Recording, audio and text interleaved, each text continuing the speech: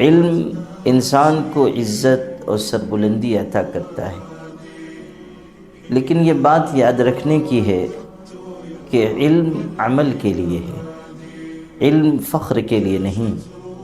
इल्म लोगों पर अपनी बरतरी ज़ाहिर करने के लिए नहीं। इल्म अपने आप को बड़ा बताने और जताने के लिए नहीं। इल्म का मकसद है अमल।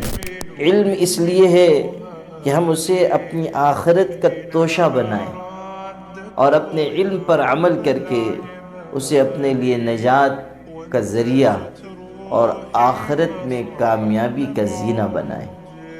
जो इंसान इल्म पर अमल करेगा आगे बढ़ेगा, और जो इल्म दुनिया के मकासद के लिए हासिल करे और अमल न करे उसकी राह खोटी होगी।